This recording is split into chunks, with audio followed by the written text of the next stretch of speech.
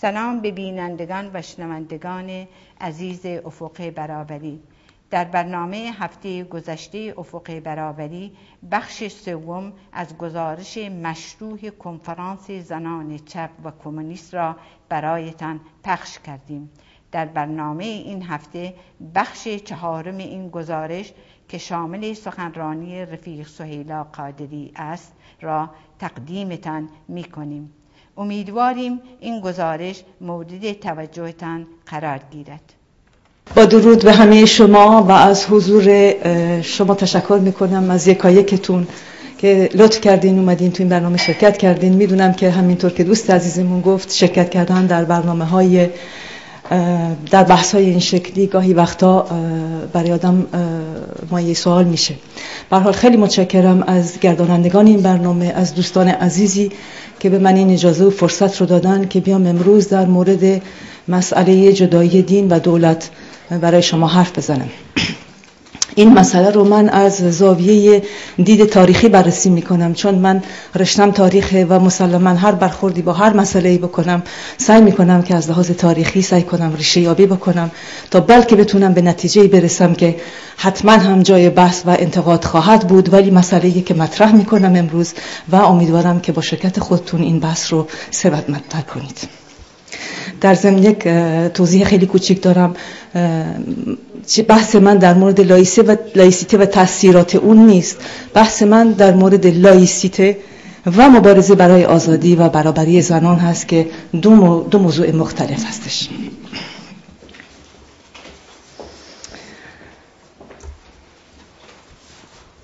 من در این ببخشید من میخونم تکستم رو برای اینکه زیاد حاشیه نرم. من در این مختصر تلاش خواهم کرد تا نشان دهم که چگونه مبارزه برای برابری و آزادی زنان در هر درجه‌ای با مبارزه علیه ارزش‌ها و آموزه‌ها و باورهای مردسالارانه مذهبی و به طور کلی با مبارزه علیه سلطه دین بر جامعه رابطه لاینفک دارد. انگیزه من از طرح این بحث برمیگردد به اینکه در سالهای اخیر برخی گرایشات و فعالین سیاسی تلاش دارند مبارزه برابری خواهانه زنان را کاملا از مبارزه علیه مذهب جدا کنند و به نوعی بار دیگر مسئله مذهب را از تیررس مبارزه مردمی که از سلطه آن طی 34 سال گذشته در ایران به سطوح آمدند نجات دهند. برای پیشبرد این بحث به نکات زیر خواهم پرداخت. ابتدا با هم نگاهی به تجربه تاریخی زنان ایران در دوران مشروطیت میاندازیم تا نشان دهیم چگونه از همان آغاز جنبش بیداری زنان مذهب به مثابه مانعی سرسخت در مقابل هر خواسته حق طلبانه و ابتدایی زنان قرار گرفته است. همچنین در پرتو این بحث به دوران پهلوی و نقش مذهب در موقعیت زنان میپردازم که علیرغم شهرتش در مدرنیزاسیون جامعه شرایط را برای قدرتگیری روحانیت و شکلگیری یک قدرت ناب دینی فراهم کرد. نکته دیگری که به آن میپردازم نظریات تئوریکی است که در سطح ملی و بین المللی تلاش دارند تا جنبش آزادی خواهانه زنان را کنترل و اهلی کنند تا مسئله سلطه مذهب را در عرصه‌های گوناگون در جامعه تضمین کرده و بدین طریق ثبات دولت‌های مذهبی را تضمین کنند. در این خصوص به نسبیت فرهنگی، فمینیسم اسلامی و برخی ایده‌های برگرفته از پست مدرنیسم نیز اشاره می‌کنم. در ادامه و برای کوتاهی این بحث تعریف مختصر و کوتاهی از سکولاریسم و لایسیته و همچنین ضرورت باز تعریفی زنانه از این مفاهیم را سعی خواهم کرد ارائه کنم. روشن است که بحث من اساساً در مورد جنبش حق طلبانه زنان ایران است که طی بیش از 1 سده مبارزه با افت و خیز تجارب خیلی زیادی اندوختند و یکی از مهمترین این تجربه ها به قدرت رسیدن روحانیون در ایران اون رو خیلی مشخص کرد. عمیق شدن درک زنان از جایگاه مذهب در مبارزهشون برای آزادی و رهایی است. با جنبش مشروطه و آغاز جنبش بیداری سیاسی زنان، پروسه بیداری برای اولین بار در ایران شروع شد. این انقلاب آغاز روندی بود برای شکل دادن دولت به شیوه مدرن اروپایی در ایران به عبارتی پایان دادن به استبداد سلطنتی، تدوین قانون اساسی و تفکیک قوای سگانه دولتی. زنان ایرانی در مبارزات مشروطه در دو عرصه فعال شدند. از یک سو همگام با مردان مشروطه خواه برای تحقق اهداف این انقلاب تلاش کردند و در این امر از هر گونه کوشش و تلاش و فداکاری دریغ نکردند و از سوی دیگر طی حضور سیاسی و روند بیداری خودشون بود که به اهمیت آگاهی و دانش آموختن زنان پی بردند و خواهان تأسیس مدارس دخترانه و سوادآموزی برای زنان شدند. در طی این انقلاب زنان، به ویژه زنان طبقات مرفه و فرهنگی جامعه، دست به ایجاد تشکیلات و محافل بیشمار زنانه هم زدند و برخی از این تشکیلات به شیوه مخفیانه فعالیت می‌کردند. تا جایی که زنان به حمایت از مردان مشروطه خواه و اهدافشان برخاسته بودند، کسی با این حضور و مشارکت سیاسی مخالفت نمی‌کرد. اما از زمانی که زنان خواهان ایجاد مدارس دخترانه، ایجاد تشکل و سازمان‌های زنان و حق مشارکت سیاسی در مسائل جامعه شدند، ناگهان مورد اعتقاد مردان مشروطه خواه و آماج حملات روحانیون و بنیادگرایان مذهبی قرار گرفتند. اکثر زنان ترقی‌خواه از تأسیس مدارس دخترانه پشتیبانی می‌کردند و برخی هم به فعالیت‌های توزیعی و تبلیغی دست می‌زدند و مقاله‌های متعددی در این خصوص در روزنامه‌ها و مجلات منتشر می‌کردند. آنها برای پیشرفت و ترقی مملکت بر کسب علم و دانش زنان تأکید می‌ورزیدند و همانطور که یکی از دوستانمون امروز ضمن سخنانش گفت، عقیده داشتند که یک مادر آگاه می‌تواند فرزندان آگاه تربیت کند. عده‌ای از مشروطه خواهان با تأسیس مدارس دخترانه مخالفت می‌کردند و فقط به شرط منحصر کردن تربیت زنان در امور اطفال، خانه‌داری، حفظ ناموس و علومی که راجع به اخلاق و معاش خانواده باشد با آن موافقت کردند.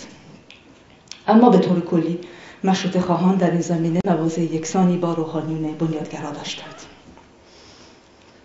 لازم به یادآوری است که بسیاری از این محافل و تشکلات زنان هم بدون اجازه مجلس شکل گرفته بودند و باید یادآوری هم بکنیم که زنان با بودجه محدود و در شرایط بسیار سخت و اغلب در منازل خود به تأسیس مدارس دخترانه پرداختند. گشایش این مدارس در تهران و سایر شهرهای ایران با هیاهو و جنجال خیلی زیادی روبرو شد و تأسیس اولین مدرسه دخترانه که به همت بیبی خانم وزیروف بود، مورد حمله اوباشی قرار گرفت که از جانب روحانیون تحریک شده بودند. در همین زمان بود که شیخ فضلالله نوری و آیت الله شوشتری بست نشستند و شیخ فضلالله فتوای معروف خودش را منتشر کرد که در آن اباحه مسکرات، اشاعه فاحشه‌خانه‌ها و افتتاح مدارس تربیت نسوان به دبستان دوشیزگان و صرف وجوه روزخوانی و وجوه زیارات مشاهده مقدسه در ایجاد کارخانه‌ها و تسویق طرق، شرایع و غیره را خلاف شرع اعلام کرد. در مقابل اعتراض بیبی خانم وزیروف به این وضعیت، نمایندگان مشروطه خواه مجلس به جای پشتیبانی از او و مقابله با روحانیون و دار و دسته آنها به وی توصیه می‌کنند صلاح در این است که مدرسه تعطیل شود. بعد از این فتوا حمله به زنانی که مبتکر مدارس بودند شروع شد، به گونه‌ای که در خیابان‌ها به آنها حمله می‌کردند، به صورتشان تف می‌انداختند و آنها را بی‌عفت می‌خواندند. درخواست زنان از مجلس برای رسمیت بخشیدن به محافل و تشکلات زنان و کمک به ایجاد مدارس دخترانه با مخالفت سرسختانه سید حسن مدرس، نماینده علمای نجف، در مجلس و بی‌تفاوتی و مخالفت بخشی از مشروطه خواهان روبرو شد. همانطور که در بالا گفته شد، اغلب نمایندگانی که با این امر موافقت کردند، توافق خودشان را منوط بر این کردند که این محافل در تقابل با مبانی شریعت نباشند و در حفظ هیئت و آبروی خانواده‌ها ایجاد بشن. از مثال‌های دیگه می‌گذارم برای اینکه وقت این برنامه رو خیلی طولانی نکنم. یادآوری کنم که در مجلس دوم حق رأی از آنان سلب شد و اونها را در زمره مجانین، قاتلان و کودکان قرار دادند. وکیل رعایا، نماینده مردم همدان که یک بار در مجلس اول جسورانه از حق زنان در تشکیل انجمن‌ها و محافل حمایت کرده بود، این بار هم با جسارت پیشنهاد کرد که حق رأی به زنان داده شود. او گفت به چه عنوان زنها را از حق رأی محروم کنیم؟ این تقاضا هیاهویی در مجلس برپا کرد و سید حسن مدرس در پاسخ وکیل الرعایا گفت خداوند قابلیت در اینان قرار نداده است که لیاقت حق انتخاب را داشته باشند. نسوان در مذهب اسلام تحت قیمومت رجال هستند، ابدا حق انتخاب نخواهند داشت، دیگران باید حفظ حقوق زنها را بکنند.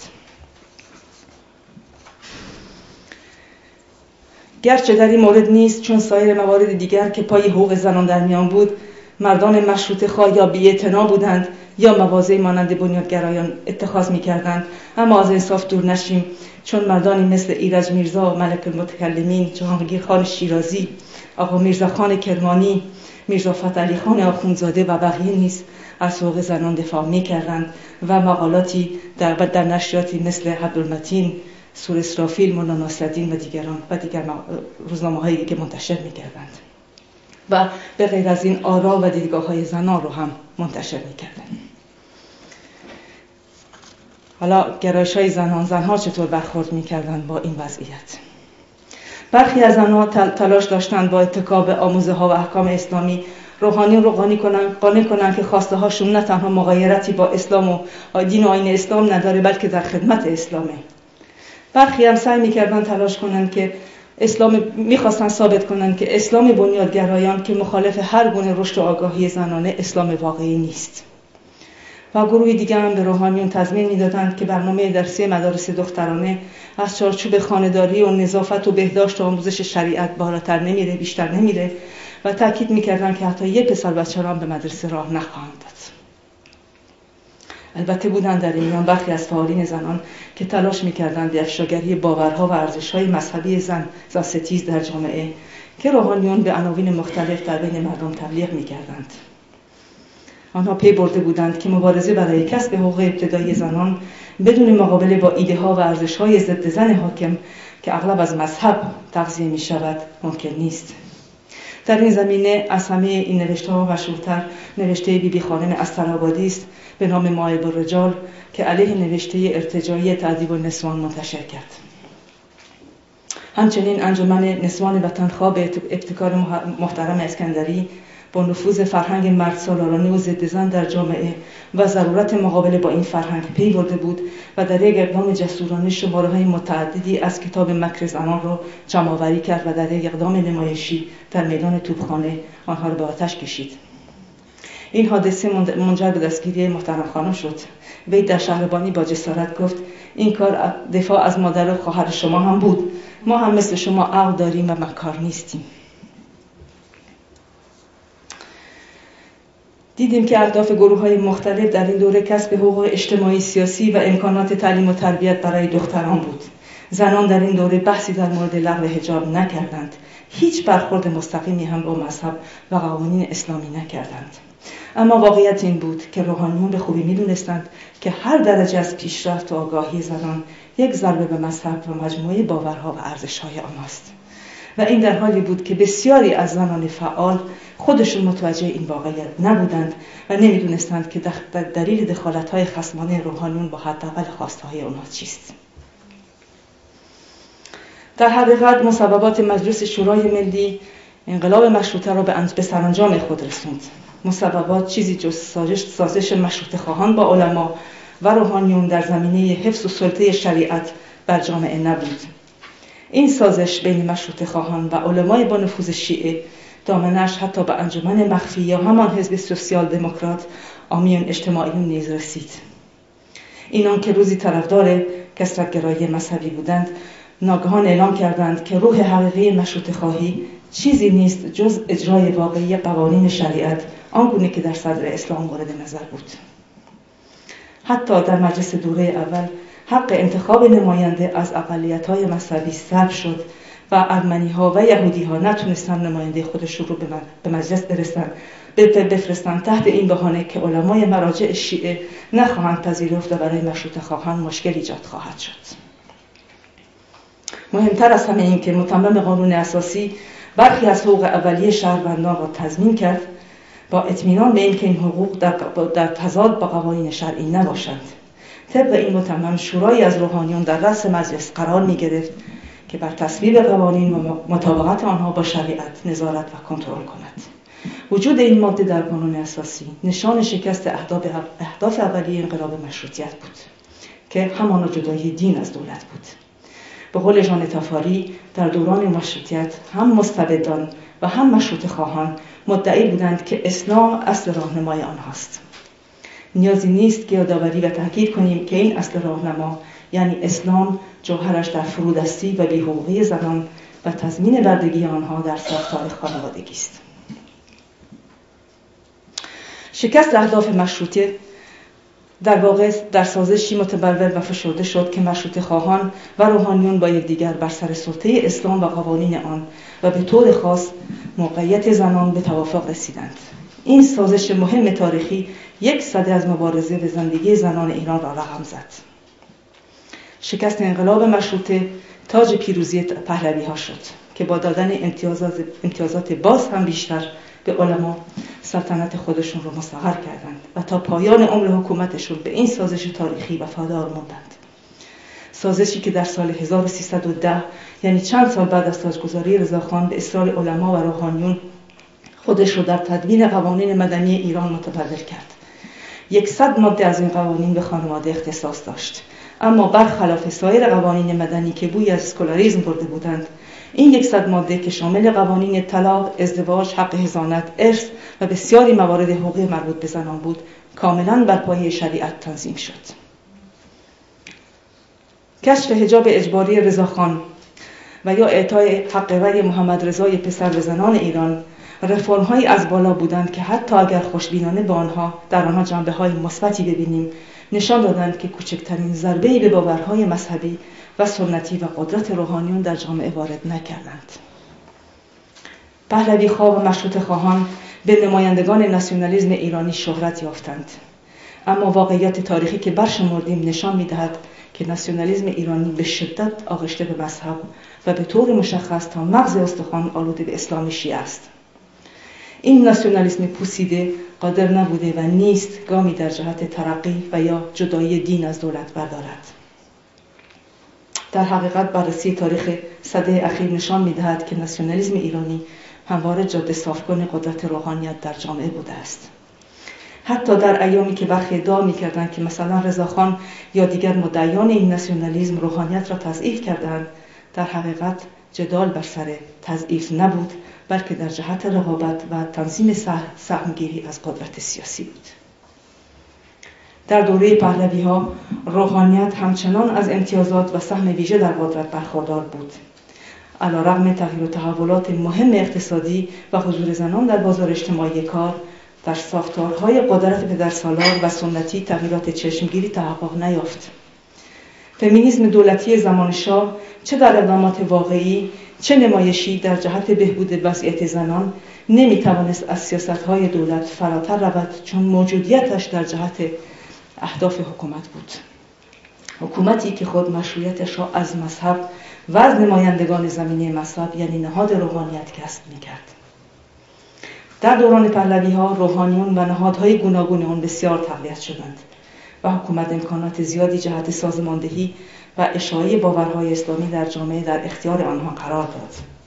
البته این سیاستی بود که از جانب قدرت‌های بزرگ غربی هم برنامه‌ریزی شده بود و ایران نیز به عنوان متحد نزدیک آنها سیاست تقویت روحانیت و سرکوب نیروهای کمونیست و چپ را در دستور کار خود قرار داده بود. به همین دلیل در انقلاب ضد سلطنتی و ضد امپریالیستی مردم ایران تنها یک جریان سیاسی سازمان رفته با برنامه سیاسی منسجم و پشتیبانی دول غربی یعنی نیروهای مذهبی توانست بر انقلاب مردم سوار شده و بر اریکه قدرت بنشیند. خمینی با برنامه سیاسی ولایت فقیه در رأس انقلاب نشست و توانست از طریق سرکوب زنان و سایر نیروهای اجتماعی به تدریج دولتی دینی را مستقر و تثبیت کند. از همان ابتدا خمینی هویت جمهوری اسلامی را از طریق تعیین جایگاه زن در جامعه و خانواده توضیح داد. این جایگاه از تعیین نوع پوشش آغاز شد و به تدوین قوانین خانواده بر پایه یک ساختار سنتی پدرسالار منتهی شد. پرچم سیاسی جمهوری اسلامی حجاب زنان شد و حزب الله شعار داد خواهر من حجاب تو کوبنده تر از خون من است یا حجاب زن سنگر انقلاب است. اینها شعارهای خشک و خالی نبودند، بلکه برنامه سیاسی یک جمهوری تازه خلق شده اسلامی بودند که زنان به عنوان اولین نیروی اجتماعی معترض وقتی که به خیابانها آمدند و به جمهوری اسلامی نه گفتند، دچار سرکوب شدید شدند.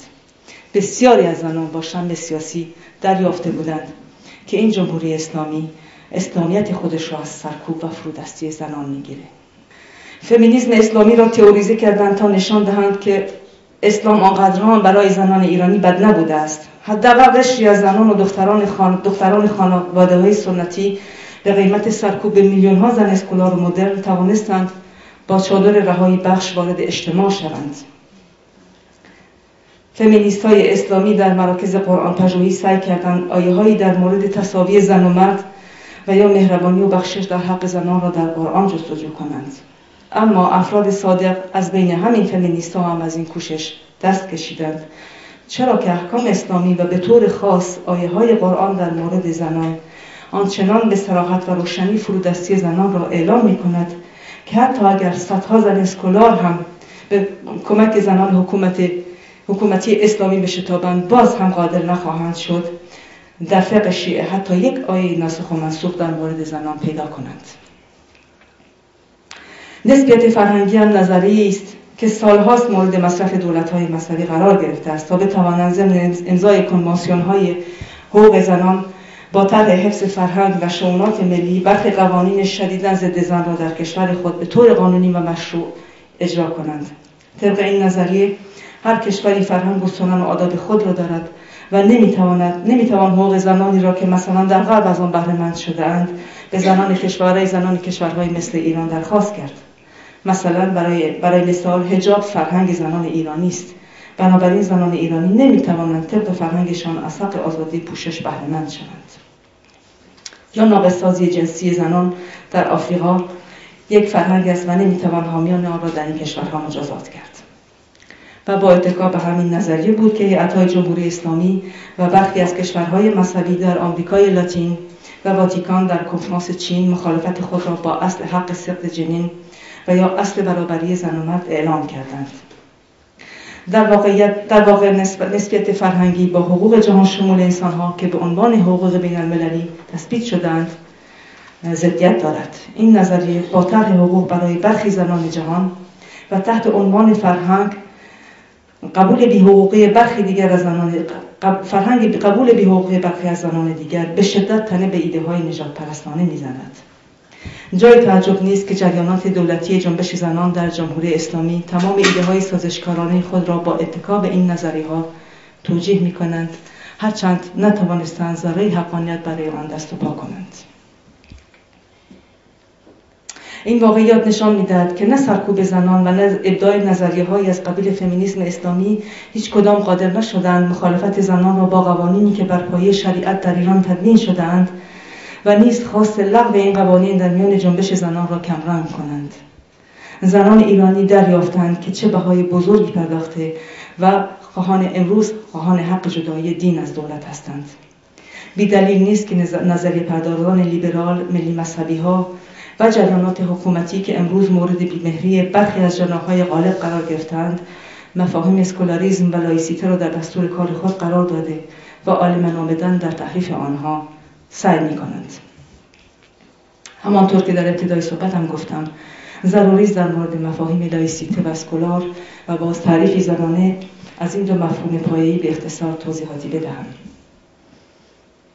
قبل از هر چیز 34 سال استبداد دین سالاری امر جدایی دین از دولت را به یکی از پیش شرط‌های هر گونه تغییر اجتماعی در ایران تبدیل کرده است و از طرف دیگر جدایی دین از دولت یکی از مطالبات مهم جنبش زنان در ایران است. لایسیته سیستمی که در فرانسه در قانون اساسی فرانسه ثبت شده است از جمع دو اصل اساسی و تفکیک ناپذیر تشکیل شده: جدایی امر دولت از امر ادیان و کلیسا و تضمین آزادی‌های مذهبی و به طور کلی آزادی وجدان، باورها و عقاید در جامعه مدنی توسط دولت لاییک. یعنی چه؟ دولت لاییک آزادی‌های مذهبی را تأمین و تضمین می‌کند و در امور ادیان دخالت و اعمال نفوذ نمی‌کنه و دولت در حوزه عملکرد خود که بخش عمومی یا دولتی است و به همگان تعلق دارد، هیچ مذهبی رو تبلیغ نمی‌کنه و هیچ دینی رو به رسمیت نمی‌شناسه. سکولاریزاسیون به معنای تحول تدریجی، هماهنگ و دنیاگرای دین، دولت و جامعه مدنی است و فرآیندی است که در کشورهای پروتستان بیشتر صورت گرفته است. این نوعی تحول تدریجی و هماهنگ دین و نهاد کلیسا و دولت و جامعه مدنی است که در نهایت به سلطه دین و کلیسا بر امور اجتماعی و سیاسی پایان می‌دهد. سکولاریسم با هر گونه مفهوم جدایی دین از دولت بیگانه است. در سکولاریسم دولت و نهادهای عمومی از دین و کلیسا هرگز جدا نمی‌شوند. گسست یا انفکاک دین و کلیسا تنها در فرآیند لایسیته یافت می‌شود. در جنبش مبارزاتی کنون زنان ایران، منطق مفهومی لایسیته به معنای جدایی دین از دولت نسبت به منطق مفهومی اسکولاریسم که چند معنایی و پر ابهام است، شفافتر، دقیقتر و قاطعتر است، هرچند دفاع از لایسیته و مبارزه برای تحقق آن در شرایط کنونی ایران دشوارتر، ناهموارتر و پرمخاطره تر است. همینجا یادآوری کنم که مبارزه برای لایسیته و مبارزه برای برابری و آزادی زنان دو مفهوم مترادف نیست. لایسیته به معنای جدا شدن حیطه دین از دولت و آزادی و اندیشه مذهب یکی از مطالبات زنان است که راه را نه فقط برای لغو قوانین زنستیز باز می کند، بلکه یک لایسیته عمیق و واقعی دست دین و آموزه ها و ارزش های آن را از نظام آموزش و پرورش، فرهنگ، هنر و ادبیات و به طور کلی هر آنچه که زمینه تحقیق و فرودستی زنان است قطع می کند. امروزه عیار برنامه‌ای که مدعی لایسیته یا سکولاریسم برای جامعه است فقط با درجه و عمقی که این دو در رابطه با مسئله برابری و آزادی زنان خواهند داشت تعیین می شود. جنبش زنان و فعالین این جنبش باید با درک‌های عامیانه و سطحی از جایگاه مذهب در زندگی زنان مخالفت کرده و تلاش کنند آگاهی خود و همه زنان را در مورد مذهب، آموزه‌های تاریخی و ایدئولوژیک آن در مورد زنان، مناسبات قدرت بین زن و مرد و ساختار خانواده ارتقا دهند. ما باید به شدت از جوکسازی بر سر مسئله قدرت سیاسی که حس تنفر ما را التیام می‌بخشد اجتناب کنیم. از همه مهمتر باید به یاد داشته باشیم که قدرت سیاسی مذهبی لزوماً توسط نهاد روحانیت یا به عبارتی آخوندها اعمال نمی شود. مثال کشورهای آفریقای شمالی رو در نظر بگیریم. در تونس رهبران اخیر احزاب مذهبی مردانی با کراوات و کت و شلوار هستند. بنابراین هدف فقط برکناری روحانیون در دولت نیست. هدف برکناری قدرت سیاسی دین است. این قدرت سیاسی هم فقط در ارتش، سپاه و یا نهادهایی از این قبیل متمرکز نیست. قدرت سیاسی مذهب در قبول افکار و ارزش‌های آن از طرف بخش بزرگی از جامعه است. حتی ارزش‌های زنستیز و فرهنگ فرودستی زن که بسیاری از آنها مستقیما نشان مذهب بر خود دارند، در نهایت از ارزش‌های مذهبی نشأت گرفتند. ما در اطراف خود مردان و زنان سکولار زیادی را می‌بینیم که هیچ اعتقادی به مذهب ندارند، اما عمیقاً آغشته به ارزش‌ها و باورهای آن هستند. در پایان صحبتم اجازه بدهید نتیجه گیری کنم که افق رهایی جنبش زنان جدای دین از دولت نیست، چرا که نهایتاً ما با تحقق لایسیته می توانیم به برابری حقوقی دست یابیم، ولی هنوز تا برابری واقعی زنان در جامعه راه بسیار است. افق رهایی همه جانبه زنان تا جایی است که دیگر زن و مرد مفهوم جنسیتی نداشته باشند.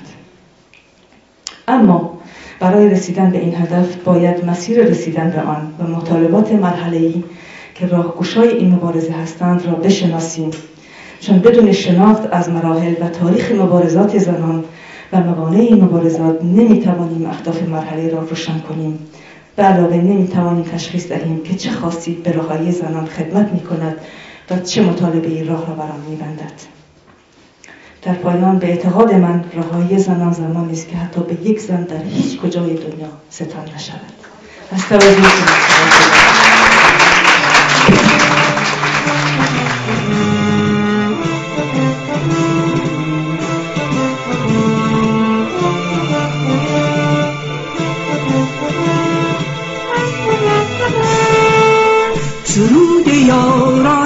صبح بهاران دهد نوید است نجات انسان، رسد به شادی روز رهایی، رهایی زن، رهایی زن.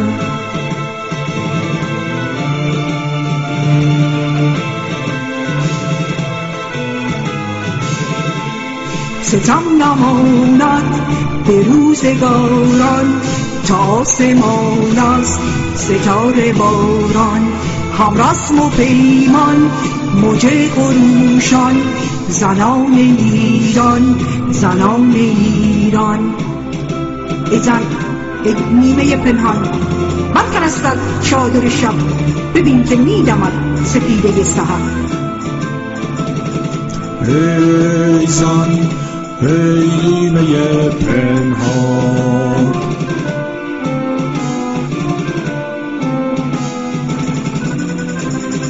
برکن از سر چادر شب، ببین که میدمد سپیده سحر. چون در خورنده باش در این شب سیاه، چو نوری تابنده باش بر این ظلمت بی صدا. اندیشه باش، اندیشه باش بر جهل شب پرستان، همچون تیشه باش کوبنده باش، کوبنده بر این ریشه باش. بگو بر نوحه خان شوم شب خموش، ما بلبلان پر از نغمه‌ایم به گلزار لاله ها نشستیم. بگو بر نوحه خان شوم شب خموش، خموش، خموش، ما بلبلان پر از نغمه‌ایم به گلزار لاله ها نشستیم. از این قفس بیزار و خسته‌ایم.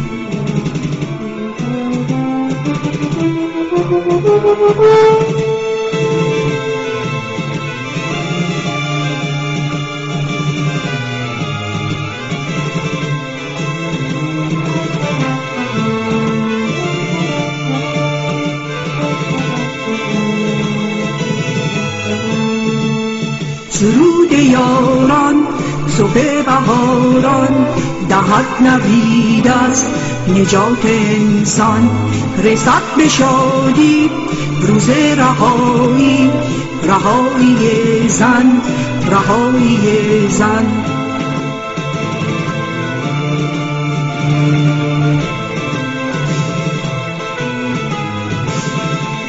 ستم نماند به روزگاران تا آسمان است ستاره باران، هم رسم و پیمان موج خروشان، زنان ایران، زنان ایران. ای زن، ای نیمه پنهان، برکن استد چادر شب، ببین که میدمد سپیده سحر. ای زن، ای نیمه پنهان،